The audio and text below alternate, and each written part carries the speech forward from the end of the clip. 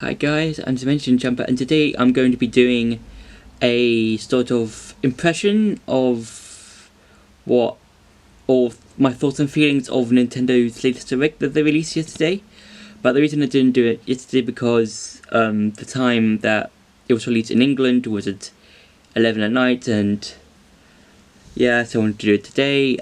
I've already watched the video, and from beginning to end I found 10 games that I feel stood out to me the most and that I feel are quite good.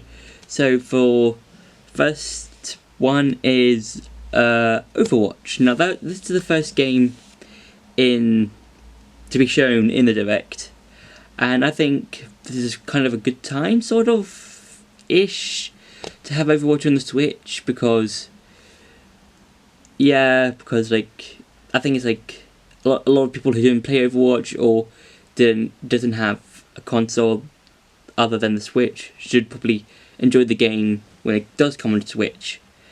And a lot of things, yeah. So for number 2, it is Luigis Mansion 3. Now then, for Luigis Mansion 3, they did show us some new things to the game. So they've more rooms, and they've kind of like done it as themes, like in the Mario games.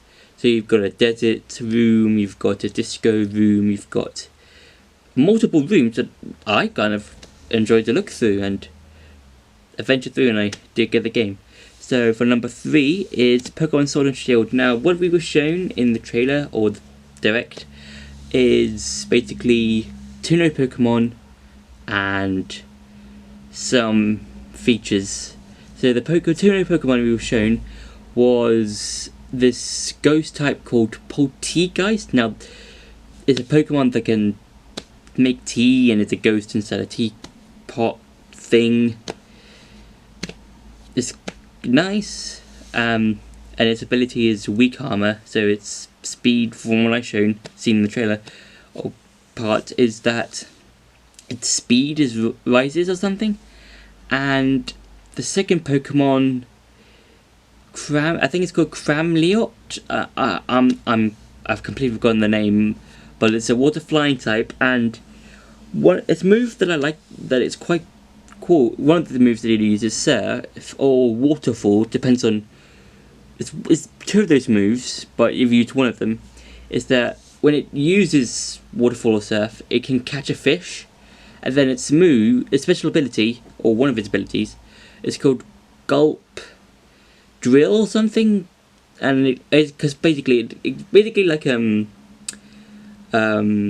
pelican sort of thing, but when it catches a fish, it can use it as an attack, as a move, but you don't use it as a move, if you know what I mean. So for number 4, it's Xenoblade Chronicles Definitive Edition. Now, what I like about this is that when the original Xenoblade came out for the Wii and then later for the 3DS, the graphics weren't that polished because of the consoles that they were released on. But now for the Nintendo Switch, the graphics are gratefully improved, and it is beautiful. It is probably one of the most beautiful graphics I have ever seen on a game that's been brought and redone for a new console. So for number 5, I think I'm on 5, it is Return of the Oberdin. I think I've got the second to last word right. So basically what it is this game, from what I've seen, is you're basically doing this sort of mystery type thing, but you have to see how it happened, because you've got this watch that can see the events of what happened. So for number 6 is Animal Crossing New Horizon. And what I like about this game, because like it would be quite cool to play a new Animal Crossing, because the only Animal Crossing game I've played is Animal Crossing for the DS, and basically that's the only Animal Crossing game I've played on. And I would really like to see like how it improves, like, because it's basically this sort of desert island type thing, and I'd like to see how it would go through with you being on an island, that sort of thing. So for number 7, it is all the SNES games that are going to come onto the Switch. So what I mean by that is we're going to be getting a library of every single SNES game or Super Nintendo Entertainment System games that were made for the SNES. So A Link to the Past, Mario games, a bunch of other games, F-Zero.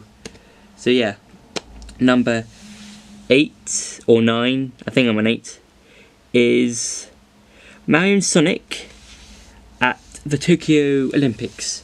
Now, this game looks interesting because not only does it use the graphics that we will see nowadays in like games like Sonic, Mario, Tomb Raider, because we've got these big graphics now, we've also got 8-bit graphics, so there will be, not only can we play some of the games like normally in normal graphics, but we can also play it in 8-bit graphics, and that's sort of thing I'm really interested in because of how this concept will work. So for number 9 is the Super Smash Brothers character announcement, and the character for this one is this guy called Terry from Fury Fighter, I think, and it doesn't look as different from Ryu and Ken in terms of his character model, but it would be interesting to see what kind of moves he has and use for his own thing instead of just being a clone of Ken and Ryu, because this could be a new fighter. And for number 10, hang on, let me just find out the last one. Oh yeah, Link's Awakening.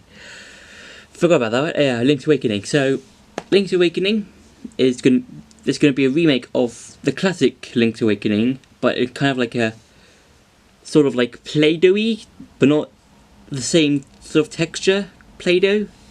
And what I'm going to enjoy about this game is that not only is it bringing back original things from the original game, like several of the Mario bosses, enemies like the Goombas, the Chain Chomps, but now you can build your own dungeon thing with different rooms that you yourself can make. It's kind of like if Mario Maker just became a smaller section, and it was just, and the story mode was like more important than the gaming, like building your own levels thing. So yeah, so this are the games that really stood out to me the most.